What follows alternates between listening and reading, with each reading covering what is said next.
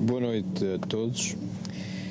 Muito obrigado uma vez mais pela oportunidade que me dão de aqui estarem convosco, recolher estas boas energias, que espero também poder partilhar convosco em forma de palestra. Hoje o tema que nos vamos tratar é este, vamos tratar da lei moral da adoração, que é parte de um subconjunto mais alargado, que é o que se chamam as leis morais, que por sua vez, leis morais emparelhadamente com outro subconjunto, que são as leis físicas, constituem a lei natural ou a lei divina. Isto porque Deus tudo fez, e quando nós utilizamos a ciência clássica, seja a física, seja a medicina, para descobrir como funciona este mundo maravilhoso onde Ele nos colocou, também estamos a descobrir leis divinas, leis de Deus. Mas também o estamos a descobrir quando o homem de bem procura o bem proceder, e aí estamos no domínio das leis morais. De qualquer das maneiras, vamos começar exatamente por recordar algo que aqui já falamos numa palestra anterior, subordinado ao tema da lei natural e das leis morais em particular, mas recordar o que é isto da lei natural, quais são as características, dentre as quais existem as leis morais e, nomeadamente esta, que por acaso é a primeira a ser tratada na parte terceira, ou no livro terceiro do Livro dos Espíritos. Portanto, é o subconjunto terceiro do Livro dos Espíritos, e que está contido entre a pergunta 614 e 648, no que se refere à caracterização das leis naturais e das leis morais em particular, e também esta da lei da adoração, que está entre a pergunta 649 e a 673. Mas nada melhor do que ouvirmos o próprio Kardec num ensaio das ideias dele, vertido a vídeo. Vamos ver.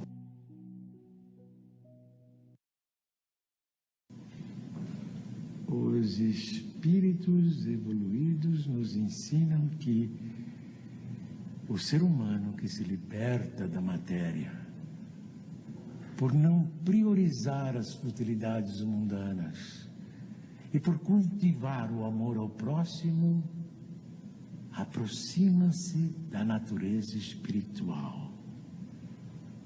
A moral dos espíritos superiores se resume como a do Cristo nesta máxima evangélica: fazer aos outros o que queríamos que os outros nos fizessem, isto é, fazer o bem e não o mal. Neste princípio encontramos uma regra universal de proceder, mesmo para as nossas menores ações. Cada um de nós deve tornar-se útil, segundo as faculdades e os meios que Deus nos colocou nas mãos para nos provar. Eles nos ensinam também que não há faltas ou erros irreparáveis. O ser humano encontra o meio necessário nas diferentes existências para avançar segundo o seu desejo e os seus esforços em direção à perfeição, que é o seu objetivo final. Meus amigos, isto é um resumo exatamente do que sentia Kardec, que devia ser esclarecido e vertido na parte terceira, como já vos disse, ou o livro terceiro do Livro dos Espíritos, a respeito da caracterização da lei natural e muito em particular da moral, do que é esta regra de bem proceder. Mas, como vos recordareis, para aqueles que tiveram a oportunidade de poder assistir a esta palestra que já aqui fizemos, há uma diferença entre moral e ética e que um espírita deve conhecer. Mas já lá vamos recordar isso também. Que características são estas, então, as das leis morais e da lei natural em si? Vamos começar exatamente por ver a lei natural. que se deve entender por lei natural. A lei natural Que se deve é a lei de entender Deus. por lei natural. É a lei natural para a felicidade do homem. Indica-lhe o que deve fazer ou não fazer, e ele só é infeliz porque dela se afasta. A lei de Deus é eterna? É eterna e imutável como o próprio Deus. É possível que Deus haja prescrito aos homens, em certa época, aquilo que lhes proibiria em outra época? Deus não se engana. Os homens é que são obrigados a modificar suas leis, por serem imperfeitas. Mas as leis de Deus são perfeitas. A harmonia que rege o universo material e o universo moral se baseia em leis estabelecidas por Deus desde toda a eternidade. Qual a abrangência das leis divinas? Referem-se a alguma outra coisa, além da conduta moral? Todas as leis da natureza são leis divinas, visto que Deus é o autor de todas as coisas. O sábio estuda as leis da matéria. O homem de bem estuda e pratica as leis da alma. Portanto, aqui está. O sábio, como é dito, o cientista, estuda as leis da matéria, que são divinas também, são criadas por Deus. E nós buscamos descobrir a verdade melhor dela, porque tem alguma imutabilidade. Nós vamos aprendendo, como a gravidade, como muita da parte do que se conhece da medicina, etc. Mas em cada dia vão ser novos conhecimentos e vamos atualizando esse conhecimento. São também divinas e a isso se dedica a ciência tradicional. A ciência espírita dedica-se ao estudo do bem proceder, mas justificadamente, tal como em qualquer ciência, como outra ciência qualquer. O objeto é que difere. Daí nós nos regemos pela ética, porque a doutrina espírita é filosofia, e sendo filosofia, gere-se pela justificação do que postula, das suas crenças. E isso chama-se ética. A ética é um ramo da filosofia. A moral tem mais a ver com os costumes. Já vamos ver, vamos recordar isso mais adiante.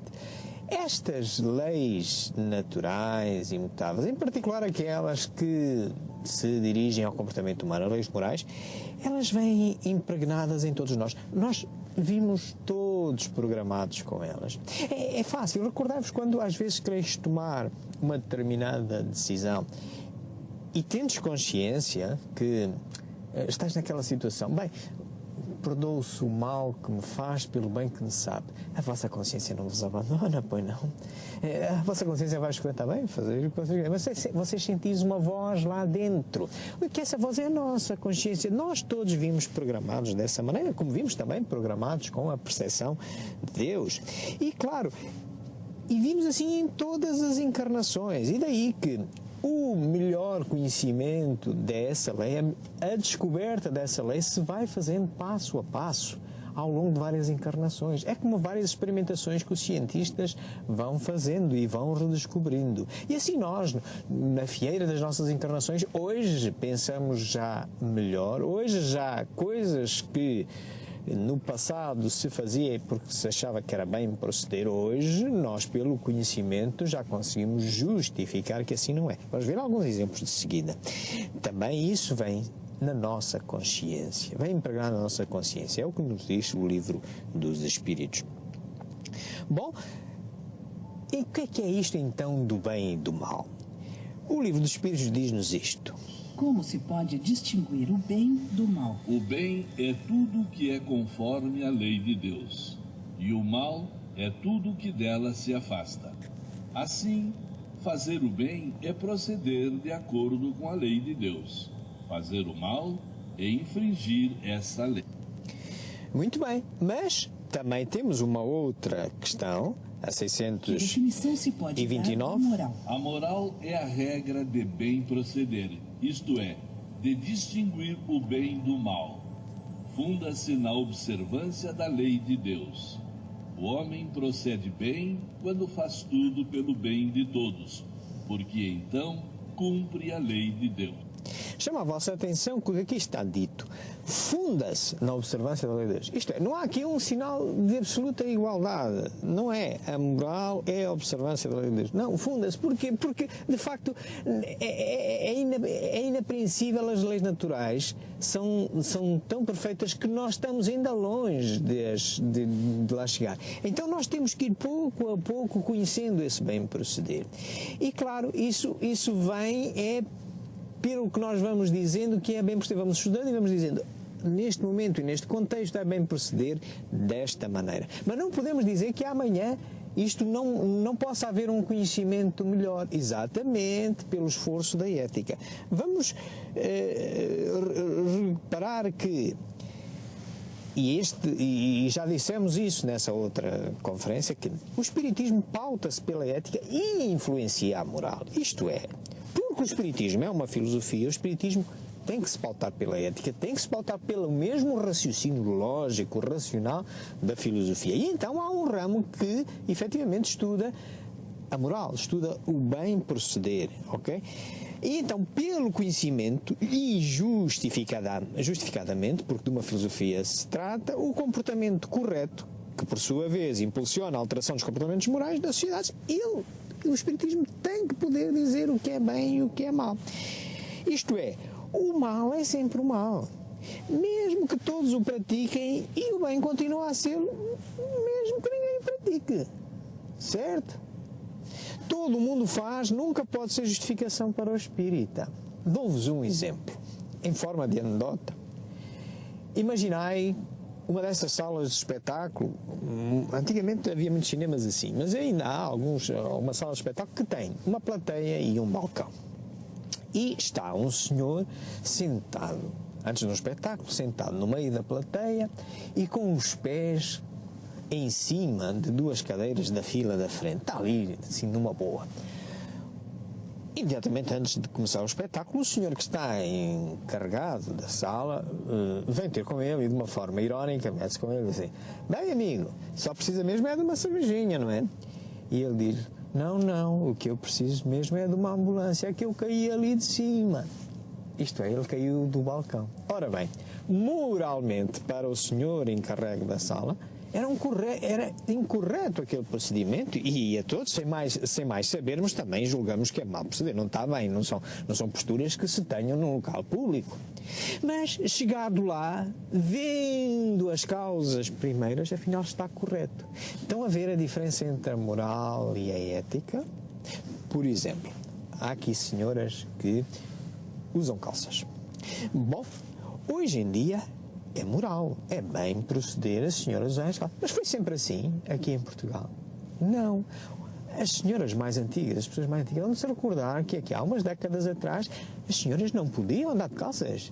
Era imoral, era uma imoralidade. Mas não é preciso andarmos para trás no tempo. Basta só mudarmos hoje, no dia de hoje, para outro local da Terra. Imaginai que estamos agora no Afeganistão, que estas senhoras vão para o Afeganistão de calças. O que é que lhes vai acontecer? Vão eventualmente ser apedrejadas, maltratadas. Porquê? Porque é imoral lá as senhoras usarem calças. Então reparai, o Espiritismo não se pode reger por este valor. Este valor é a finalidade, isto é, o Espiritismo pela ética filosoficamente diz o que é bem, o que é mal, justifica, e a partir daí influencia o costume. Costume sim, igual a moral. O bem proceder, mas que ele vai alterando à medida que a ética produz os seus resultados. O Espiritismo trabalha com a ética. Espero que esteja agora claro para todos nós. Bom, também encontramos às vezes dificuldades mas exatamente isto, o bem e o mal.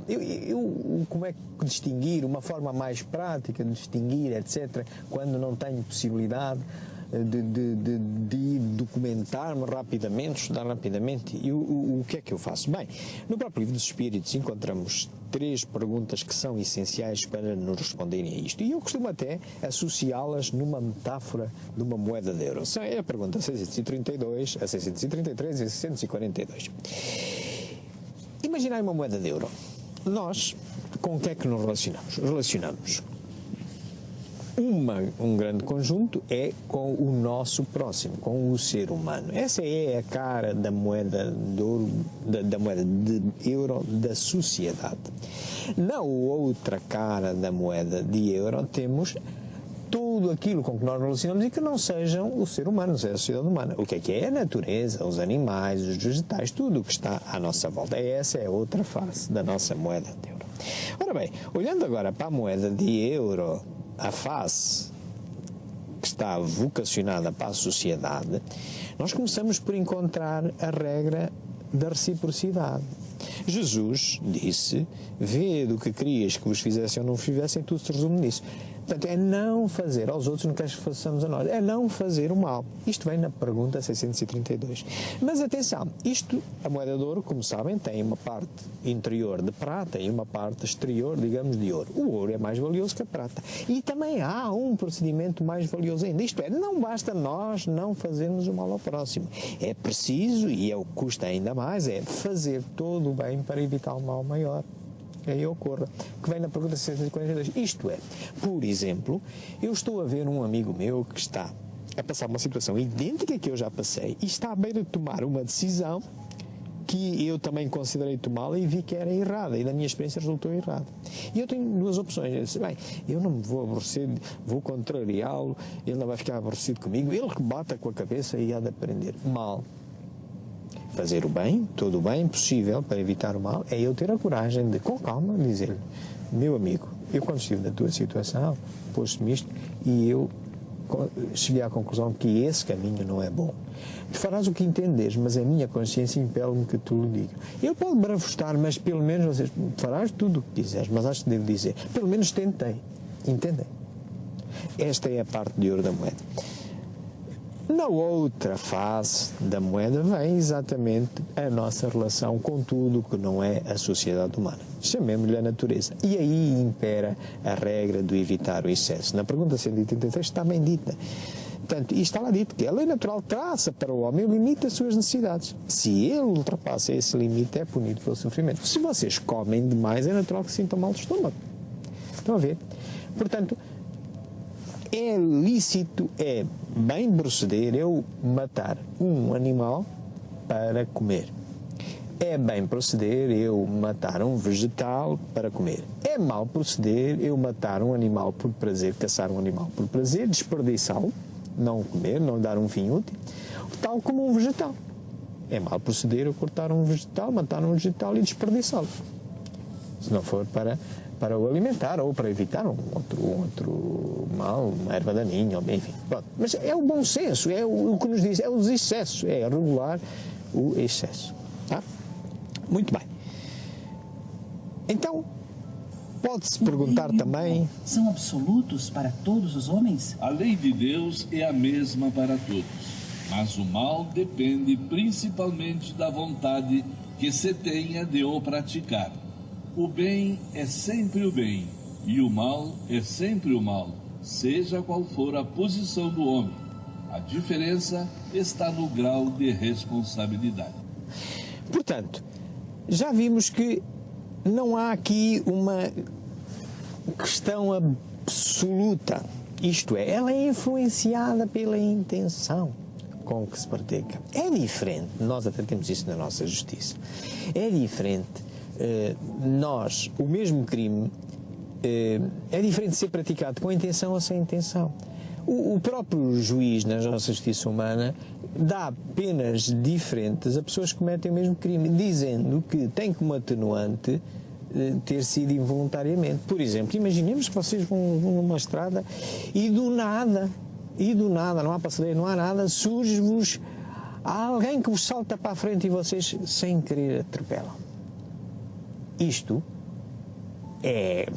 portanto, é um ato que tem que ser julgado de forma diferente do que se vocês vão nessa mesma estrada, está uma passadeira à frente, está uma pessoa a passar e vocês vão mesmo contra ela. Se queres, agora vai-me impedir de eu andar, estou com pressa, e batem nela. Não é? É diferente. Estão a ver? Portanto, tudo é regulado pela intenção. E no momento que nós sabemos o que é mal proceder, tornarmos a fazê-lo a nossa responsabilidade aumenta. É lógico que assim seja. Que pensais da divisão da lei natural em 10 partes, compreendendo as leis de adoração, trabalho, reprodução, conservação, destruição, sociedade, progresso, igualdade, liberdade e, por fim, a de justiça, amor e caridade? Essa divisão da lei de Deus em 10 partes é a de Moisés e pode abranger todas as circunstâncias da vida, o que é essencial. Podes, pois, adotá-la, sem que por isso tenha qualquer coisa de absoluta, como não o têm os demais sistemas de classificação, que dependem do ponto de vista sob o qual se considere uma coisa. A última lei é a mais importante. É por meio dela que o homem pode adiantar-se mais na vida espiritual, visto que resume todas as outras. Dado o nosso estado de adiantamento, que pensais da divisão nós precisamos em 10 partes? Nós precisamos ainda de dividir as coisas, organizar as coisas. E o que nos é sugerido e dito, bem, é aceito que pelo menos estas leis, estas 10 leis, vocês as estudem. Não quer dizer que não hajam outras, mas neste momento, e se pelo menos nós conseguirmos perceber estas, das quais a mais importante é esta última, a lei do amor, justiça e caridade, quase que integra todas as outras, já seria bom. É um pouco como o decálogo que havia no Antigo Testamento, a divisão em 10, mas é apenas uma divisão. Portanto, é uma orientação e está correta, é essa que segue o Espiritismo por uma questão de organização do conhecimento, mas não é imutável, não quer dizer que se tenham descoberto todas, que esteja esgotado aqui. Muito bem, desse conjunto, como vimos, entre muitas outras, existe logo a lei da adoração, que por acaso, na parte terceira do Livro dos Espíritos, ou no livro terceiro do Livro dos Espíritos, vem logo como sendo tratada a primeira, num conjunto grande. Olha, por exemplo, reparai, aqui até a lei de destruição é divina, uma reprodução, etc., por aí adiante. Pois então, vamos então à lei da adoração, que rege a forma como nos devemos reger com a divindade. Consiste a adoração? Na elevação do pensamento a Deus. Pela adoração, o homem aproxima sua alma de Deus. Muito bem, chamemos-lhe Deus o que nós quisermos. Nós chamamos Deus a causa primeira das coisas, mas pode ser chamado de Alá, de Javé, de Cristo, enfim. O importante filosoficamente é que esta entidade a que nós precisamos para nos entendermos uns com os outros, chamar-lhe um nome, é o Criador. É a única entidade que nós devemos realmente adorar e não idolatrar toda uma série de seus representantes ou substitutos. Esta é a entidade a quem é devida a adoração, que é diferente de qualquer um de nós, porque senão então seria matéria como nós. Não, deu-nos origem a nós também. A adoração resulta de um sentimento inato ou é fruto de um ensino? Sentimento inato como o da divindade. A consciência da sua fraqueza leva o homem a se curvar diante daquele que o pode proteger. Houve povos desprovidos de todo sentimento de adoração? Não, porque jamais houve povos ateus. Todos compreendem que acima deles há um ser supremo. Pode-se considerar a adoração como tendo sua fonte na lei natural? Ela faz parte da lei natural, pois resulta de um sentimento inato no homem. É por isso que encontramos a adoração entre todos os povos, embora sob formas diferentes. Arter, realmente, a adoração é um sentimento inato. Porque é inata a percepção do ente a quem se lhe deve essa adoração. Que é Deus. É inato. Nós sentimos que tem que haver um ente, chamamos-lhe o que nós chamarmos, nos deu origem, nos criou, é a causa de nós estarmos aqui. Vem em todos, mesmo naqueles que se dizem ateus e combatem essa ideia. Quantas vezes eles não são surpreendidos por uma dificuldade na vida e dizem, ai meu Deus, oi, então, mas tu agora estás a falar em Deus? Tu até quando batias a ideia? Estão a ver? Portanto, é uma lei natural e vem impregnada em todos. A adoração necessita de manifestações exteriores? A verdadeira adoração é a do coração. Em todas as vossas ações, lembrai-vos sempre de que o Senhor vos observa. A adoração exterior é útil? Sim, se não for um vão simulacro. É sempre útil dar um bom exemplo. Porém, os que somente o fazem por afetação e amor próprio, mas cuja conduta desmente sua aparente piedade, dão um mau exemplo e fazem mais mal do que supõem. A adoração em comum é preferível à adoração individual? Reunidos pela comunhão dos pensamentos e dos sentimentos, os homens têm mais força para atrair a si os bons espíritos. O mesmo se dá quando se reúnem para adorar a Deus. Mas não penseis que, em razão disso, a adoração particular seja menos valiosa, já que cada um pode adorar a Deus pensando nele.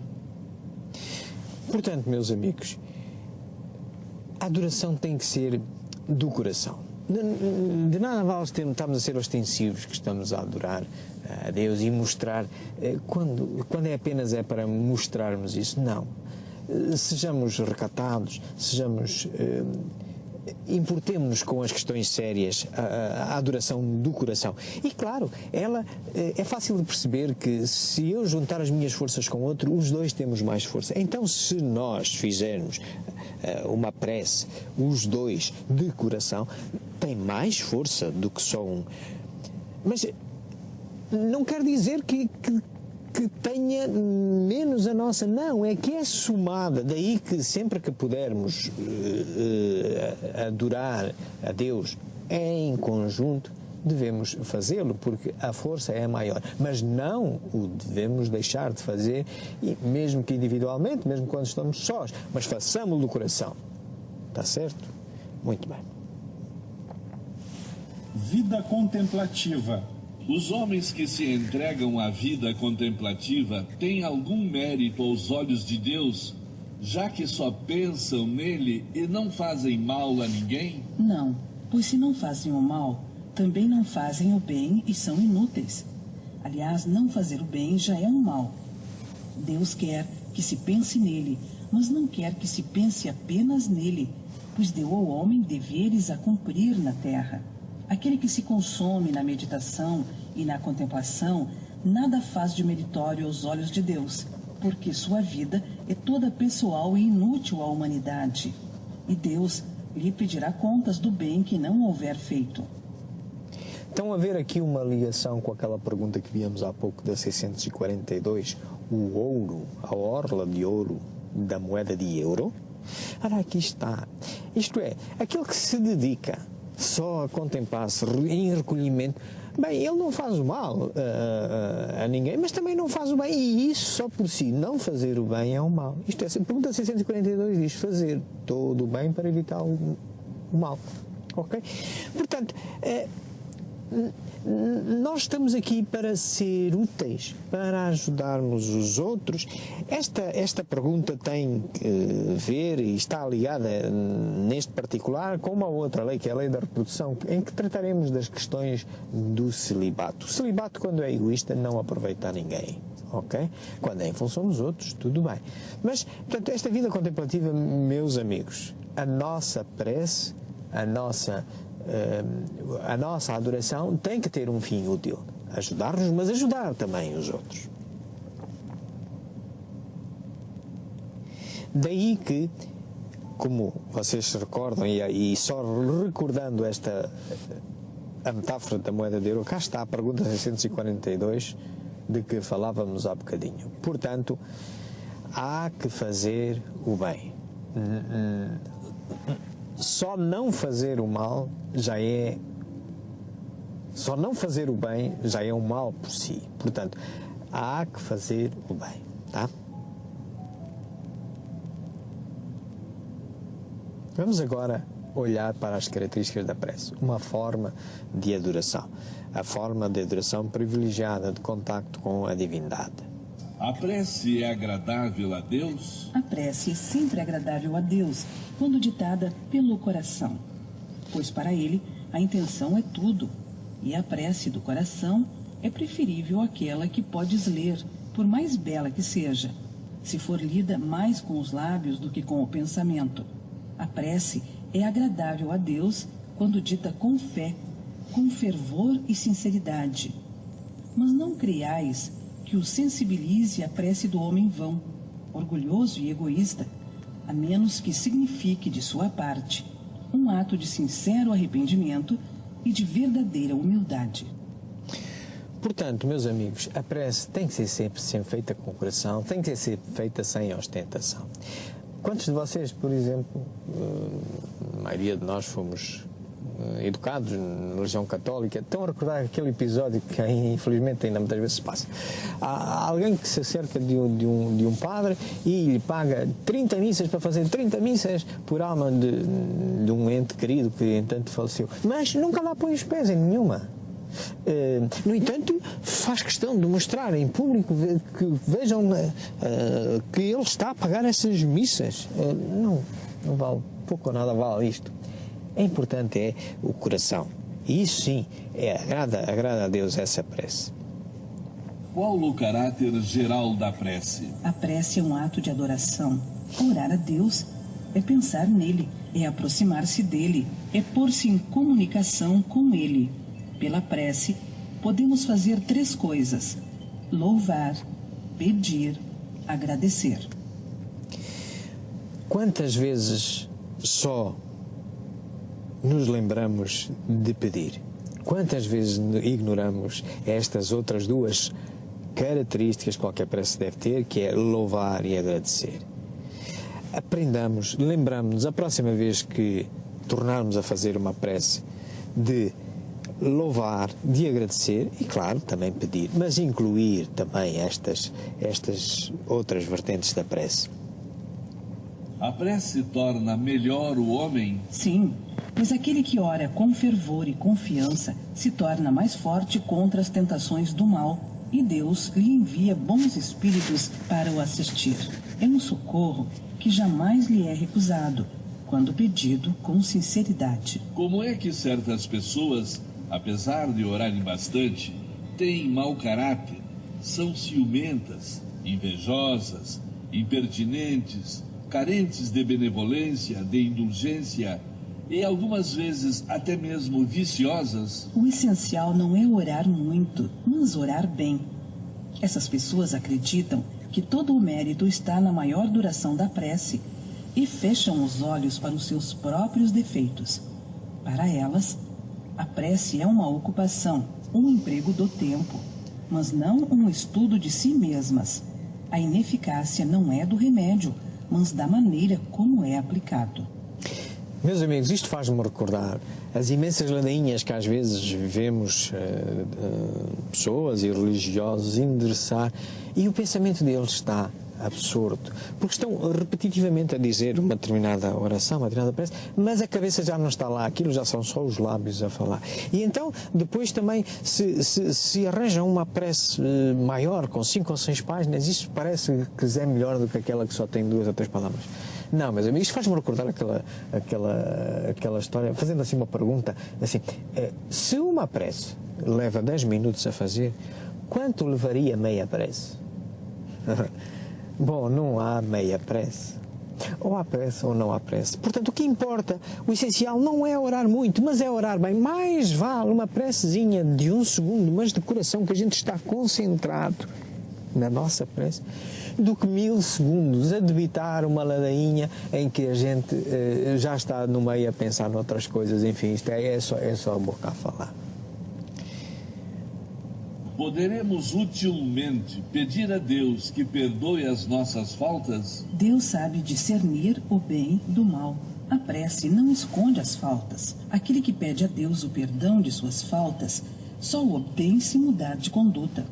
As boas ações são a melhor prece, porque os atos valem mais do que as palavras. Portanto, é muito importante isto que agora aqui foi dito no final. As boas ações são a melhor prece. A prece não esconde faltas, meus amigos. De nada vale eu cometer falta sobre falta, dizendo, bem, agora vou pedir perdão a Deus e Deus há de me perdoar. Bem, se eu não me alterar, no fundo, nem sequer nós conseguimos ofender a Deus. Vamos lá ver, Deus é um Pai misericordioso. Nós estamos a fazer o mal para nós próprios. Nós, quando estamos a fazer o mal, seja para nós nós próprios, diretamente, porque estamos a maltratar o nosso corpo, ou seja, para o próximo. Se for maltratar o nosso corpo logo nos vai respondendo com uma doença ou uma enfermidade. Se for maltratar o próximo, cá se fazem, cá se pagam, diz a sabedoria popular, e nós, mais cedo ou mais tarde, nesta vida ou noutra, vamos pagar isso. Portanto, em boa verdade, não há aqui uma interferência de Deus direta. Deus interferiu quando criou esta forma, a lei da causa e efeito, e nos advertiu que, atenção, semear é opcional, colher é obrigatório. Nós estamos todos cingidos a esta lei da causa e efeito. Portanto, a prece não vai esconder as faltas. Façamos a nossa prece da melhor maneira e é com as boas ações, é emendando essas faltas. É possível orar utilmente pelos outros? O espírito de quem ora atua pela vontade de fazer o bem, pela prece. Ele atrai para si os bons espíritos e estes se associam ao bem que deseja fazer. Possuímos em nós mesmos, pelo pensamento e pela vontade, um poder de ação que se estende muito além dos limites da nossa esfera corporal. A prece pelos outros é um ato dessa vontade. Se for ardente e sincera, pode chamar os bons espíritos em auxílio daquele por quem oramos, a fim de lhes sugerirem bons pensamentos e lhe darem a força de que precisam seu corpo e sua alma. Mas, ainda aqui, a prece do coração é tudo, a dos lábios nada vale. De novo, meus amigos, a forma pouco importa quando a prece não é feita com uma boa vibração do nosso pensamento e com a vontade de fazer o bem. Da forma como nós vibramos, assim isso se percebe. Vocês reparem, por exemplo, quando saímos à rua e sem querer encontramos uma pessoa que nós dizemos, bem, eu passei mal a noite, e a pessoa, ei, eu também e tal, a gente diz, mas está, hoje deu aqui uma dor e a pessoa também já tinha essa dor e tal. Isto não é muito agradável, não é? Porquê? Porque a emissão mental dessa pessoa acaba por não se tornar agradável, às vezes não se apercebe disso, não? E nós acabamos por tentar evitar esse tipo de pessoas porque nos faz mal, porque esta emissão mental negativa não nos faz bem. E nós procuramos juntar-nos a outros que nos ajudem, que nos encorajem. Portanto, o pensamento tem uma força muito grande. Nós devemos, ao orar, devemos lembrar-nos disso, porque desta força que tem o pensamento, desta forma como vibramos.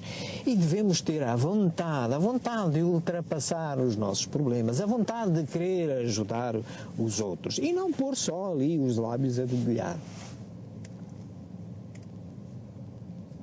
As preces que fazemos por nós mesmos podem mudar a natureza de nossas provas e desviar-lhes o curso? As vossas provas estão nas mãos de Deus. E existem algumas que devem ser suportadas até o fim. Deus, porém, sempre leva em conta a resignação. A prece atrai para vós os bons espíritos que, ao vos darem a força de suportá-las com coragem, faz que elas vos pareçam menos rudes. Já dissemos que a prece nunca é inútil quando bem feita, porque fortalece aquele que ora, o que já é um grande resultado. Ajuda-te a ti mesmo e o céu te ajudará, bem o sabes. Aliás, Deus não pode mudar a ordem da natureza ao sabor de cada um, porque aquilo que é um grande mal, do vosso ponto de vista mesquinho e da vossa vida efêmera, é quase sempre um grande bem na ordem geral do universo. Além disso, de quantos males o homem não é o próprio autor, pela sua imprevidência ou pelas suas faltas? Ele é punido naquilo em que pecou. Entretanto, os vossos pedidos justos são atendidos muito mais vezes do que supondes. Julgais que Deus não vos ouviu, porque não fez um milagre em vosso favor, quando vos assiste por meios tão naturais que vos parecem obra do acaso ou da força das circunstâncias. Muitas vezes também, e é o que quase sempre acontece, ele vos sugere a ideia necessária para vos desembaraçardes por vós mesmos das dificuldades que enfrentais. Muito bem, meus amigos. Pela imensa justiça divina, a lei da causa e efeito rege as nossas vidas. Portanto, as provas que nós enfrentamos hoje, nesta encarnação, não vêm do nada. E são justas, isto é, a nós próprios devemos, vêm do nosso passado. Portanto, nós não podemos, ou de nada vale nós estarmos a pedir para alterar essa prova. Pedimos a Deus, remova-me esta prova. Não, de nada vale, porque então Deus hoje, se fosse atender a isso a um, depois como é que ia fazer ao outro, etc. Por aí adiante, a organização da justiça ia abaixo, não estaria bem. Portanto, as provas que nós enfrentamos são justas porque vêm do nosso passado, mas atenção, elas até são uma dívida menor, são um pagamento menor em relação à dívida contraída, porque senão Deus não era misericordioso. Portanto, sintamos-nos bem por estarmos a liquidar uma fatura que ainda por cima vem com um juro baixinho, porque é a misericórdia de Deus que se avizinha. Aprendamos sim a pedir é que Deus, a espiritualidade superior, nos intua em ideias para sair daquela dificuldade, ajudar-nos a sair daquela dificuldade. E todos nós sabemos que quantas vezes nos aparece depois de fazermos uma prece, surge uma ideia, não tinha pensado nisto e tal, e parece que é uma intuição, ok? É para isso que a prece serve, não é para mudar as provas. Será útil orar pelos mortos e pelos espíritos sofredores? Nesse caso, como as nossas preces podem proporcionar-lhes alívio e abreviar seus sofrimentos? Tem o poder de abrandar a justiça de Deus? A prece não pode ter, por efeito, mudar os desígnios de Deus. Mas a alma, por quem se ora, experimenta alívio, porque é uma prova do interesse que lhe é dado, e também porque o infeliz é sempre consolado quando encontra almas caridosas que se compadecem de suas dores. Por outro lado, pela prece provoca-se o arrependimento e o desejo de fazer o que é necessário para ser feliz. É nesse sentido que se pode abreviar o sofrimento do espírito, se, por sua parte, ele contribuiu com a sua boa vontade. O desejo de melhorar-se, estimulado pela prece, atrai para junto do espírito sofredor espíritos melhores que o vêm esclarecer, consolar e dar-lhe esperanças. Jesus orava pelas ovelhas desgarradas, mostrando-vos, desse modo, que vos tornareis culpados se nada fizerdes por aqueles que mais necessitam de preces. Portanto, meus amigos, se nós através da prece não conseguimos mudar as nossas provas, muito menos vamos conseguir mudar as provas dos outros, estejam eles mortos ou vivos. Portanto, o mais que nós podemos fazer quando oramos pelos mortos, orar para outra pessoa, por outro ente, é produzir uma espécie de um alívio. É, por exemplo, utilizar uma aspirina para retirar uma dor a quem tem o vício de fumar e que provavelmente está à beira de um cancro. Mas, se esse ente, ele próprio não aproveitar esse alívio momentâneo que a nossa prece lhe traz, para se arrepender, consciencializar-se do mal que está a fazer e alterar os seus comportamentos com vontade, no sentido de buscar a cura, é apenas mais uma aspirina. Portanto, a prece é um auxílio, mas o efeito maior é a nossa mudança interior para a prática do bem. A melhor prece são as boas ações, como já vimos há pouco.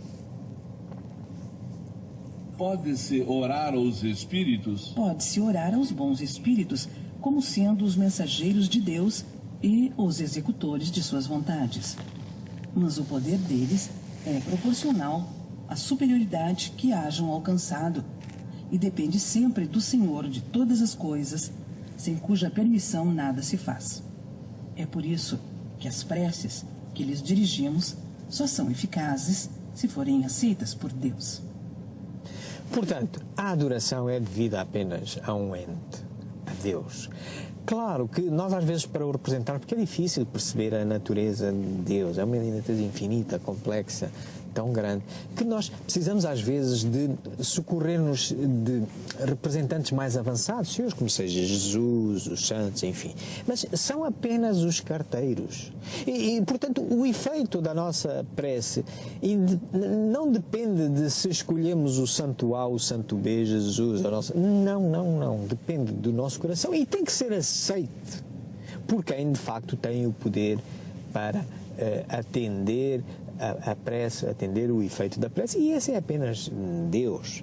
Portanto, são os carteiros. Não idolatremos os carteiros. Utilizemos como uns bons conselheiros, como irmãos nossos mais adiantados, mas não os troquemos, não os façamos deles semideuses, porque não os são. Porque o politeísmo é uma das crenças mais antigas e espalhadas, já que é uma crença falsa? A concepção de um Deus único só podia chegar ao homem como resultado do desenvolvimento de suas ideias. Incapaz, pela sua ignorância, de conceber um ser imaterial, sem forma determinada, atuando sobre a matéria, o homem lhe conferiu os atributos da natureza corpórea, isto é, uma forma e uma figura. E desde então, tudo que lhe parecia ultrapassar os limites da inteligência comum era para ele uma divindade. Tudo que não compreendia devia ser obra de um poder sobrenatural. Daí a crer em tantas potências distintas quanto os efeitos que observava. Não havia senão um passo. Mas, em todos os tempos, houve homens esclarecidos que compreenderam a impossibilidade dessa multidão de poderes para governar o mundo sem uma direção superior, e que se levaram à concepção de um Deus único. Por se terem produzido em todos os tempos e serem conhecidos desde as primeiras idades do mundo, os fenômenos espíritas não terão contribuído para a difusão da crença na pluralidade dos deuses? Sem dúvida. Como os homens chamavam Deus a tudo que era sobre-humano, para eles, os espíritos pareciam deuses. É por isso que quando um homem se distinguia dos demais, por suas ações, pelo seu gênio ou por um poder oculto que o povo não compreendia, faziam dele um deus e lhe rendiam culto após a morte. Portanto, meus amigos, é uma evidência do nosso adiantamento moral nós reconhecermos que, filosoficamente, só pode existir um Deus único, só pode existir uma causa primeira. E claro que os milagres, os feitos maravilhosos operados por alguns seres mais adiantados que nós, mas por intercessão, porque Deus assim permite, muitas vezes nós não sabemos explicá-los, não pode levar a que nós os queiramos transformar um ser humano como nós, que nasceu simples e ignorante como todos nós, que são os santos que nós temos, o próprio Jesus, apenas estão mais adiantados. Não podemos transformá-los em deuses, em semideuses. Deus é único. Podemos sim pedir-lhe auxílio, porque eles estão mais adiantados e sabem muitas vezes como fazer. Por exemplo, Jesus, hoje sabe-se como se operavam os milagres de cura ao impor as mãos. Isso vem hoje escrito na Gênesis. É a transferência de energias, é o passo magnético. Não tira o valor deste ente tão poderoso, tão adiantado que era Jesus, mas que ser humano como nós, nosso irmão, é em fazer isto, mas é porque ele sabe, porque ele se adiantou, mas isso não o transforma em Deus.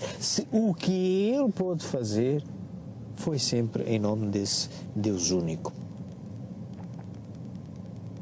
Os sacrifícios humanos praticados com intenção piedosa poderiam ter sido agradáveis a Deus? Não, jamais. Mas Deus julga pela intenção. Sendo ignorantes, os homens deviam acreditar que praticavam um ato louvável, imolando seus semelhantes. Nesses casos, Deus só levava em conta o pensamento e não o fato. Ao se melhorarem, os homens tiveram que reconhecer seu erro e reprovar tais sacrifícios que não se conciliavam com as ideias de espíritos esclarecidos. Que devemos pensar das chamadas guerras santas? O sentimento que leva os povos fanáticos a exterminarem o maior número possível dos que não partilham de suas crenças tendo em vista agradar a Deus, não teriam a mesma origem daquele que os excitava outrora a sacrificarem seus semelhantes? São impelidos pelos maus espíritos e, fazendo a guerra aos semelhantes, contrapõe-se à vontade de Deus, que manda o homem amar o seu irmão como a si mesmo. Todas as religiões, ou melhor, todos os povos adoram um mesmo Deus, qualquer que seja o nome que lhe deem, porque então fazer uma guerra de exterminação entre si, só porque a religião de um é diferente da do outro? Ou ainda não alcançou o progresso da religião dos povos esclarecidos? A oferenda feita a Deus de frutos da terra tinha mais mérito a seus olhos do que o sacrifício dos animais? Já vos respondi, dizendo que Deus julga segundo a intenção, e que o fato tinha pouca importância para ele. Evidentemente, era mais agradável a Deus que lhe oferecessem frutos da terra do que o sangue das vítimas.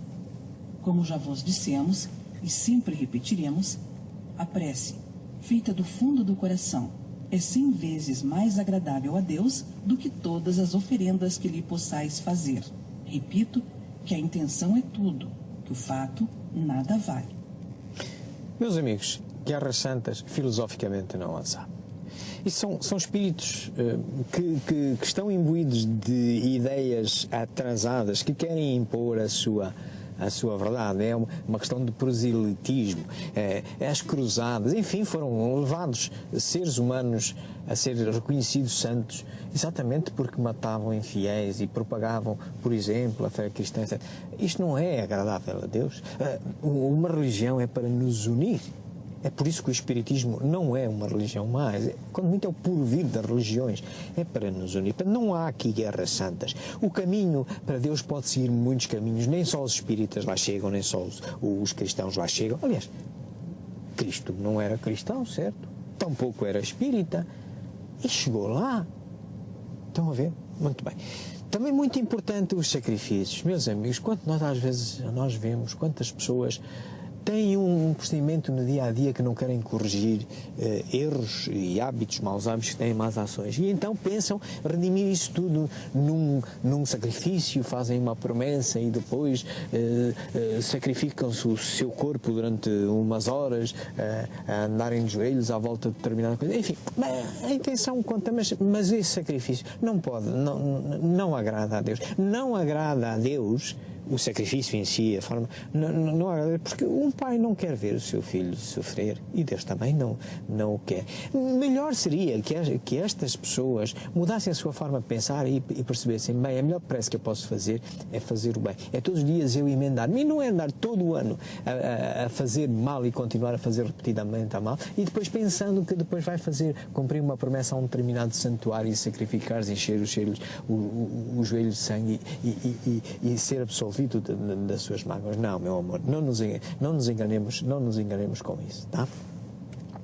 Bom, meus amigos, era isto que eu tinha para vocês. As referências que eu consultei são estas que aqui estão. Aqui reconhecerão os livros da obra básica. Está aqui este livrinho que é a prece, que é um capítulo do Evangelho segundo o Espiritismo, que Kardec não incluiu de início, mas sentiu uma grande pressão, porque as pessoas realmente, apesar de se dizer que a verdadeira prece é de coração, muitas vezes lhe pediam uma precezinha por aqueles que tinham mais dificuldade em imaginar a prece e tal. E ele escreveu com alguma relutância, escreveu algumas preces para ajudar, e está no último capítulo do Evangelho segundo o Espiritismo, mas também pode ser adquirido, por exemplo, este livrinho à parte, isoladamente da prece. Mas como vos digo, é apenas uma orientaçãozinha, não é melhor a prece do coração, e isto é apenas para ajudar aqueles que, se não tiverem algo para ler, não conseguem fazer uma prece, ou se não tiverem uma imagem de um santo que represente uma divindade, que não conseguem rezar ou orar. Estes livros que aqui estão em baixo, alguns de filosofia e de científicos, nomeadamente de física quântica. O filme que nós vimos está aqui neste endereço. Esta musiquinha que estamos a ouvir também aqui está, e estaria agora à vossa disposição para qualquer pergunta. De qualquer das maneiras, eu vou publicar esta palestra, como habitualmente, no canal Espiritismo JG, neste endereço que aqui está, e aquelas perguntas que não houver tempo agora no período que nos sobra para serem colocadas ou respondidas, estarei sempre à vossa disposição através daqui do meu e-mail, espiritismo.jg@gmail.com. Estava, pois, agora à vossa disposição para qualquer pergunta que me queiram fazer. Muito obrigado.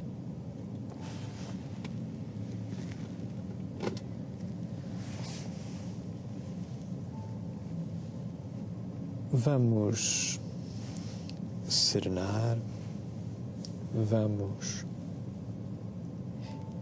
na nossa ainda insignificância e no estado de adiantamento em que estamos, vamos apoiar-nos na imagem de um referencial que não é um semideus nem é um Deus, é apenas um irmão muito mais conhecedor, que pode interceder melhor junto de Deus e pode nos ajudar, que é Cristo. Vamos centrar-nos nele e pedir que também ore connosco, também ajude as nossas preces a chegar a Deus, e vamos orar.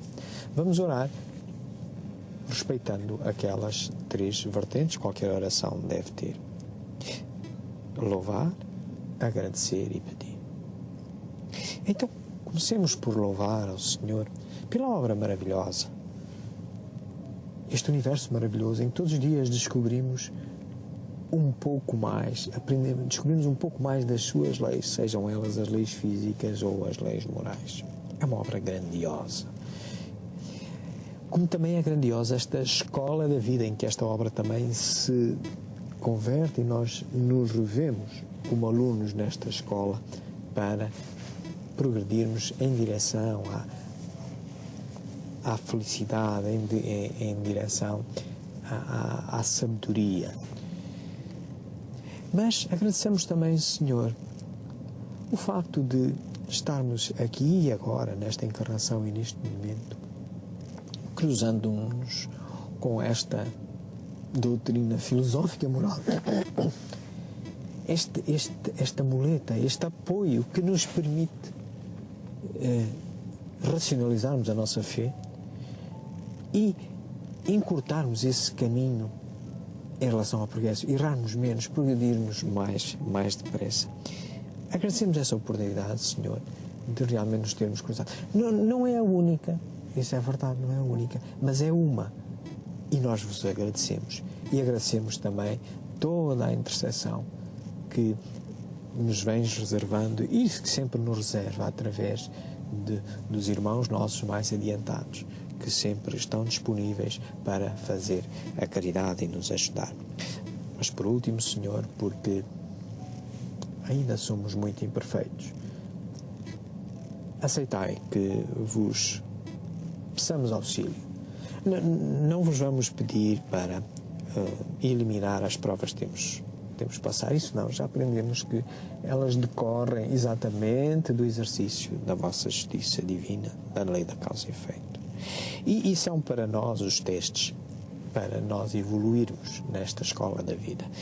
Não vos pedimos isso, Senhor, mas sim pedimos a intuição, a forma de nós percebermos como ultrapassar essas dificuldades. É isso que vos pedimos, é essa ajuda que precisamos, o encorajamento para as ultrapassar, não necessariamente para remover. Bem-aja, Senhor. Uma boa semana a todos.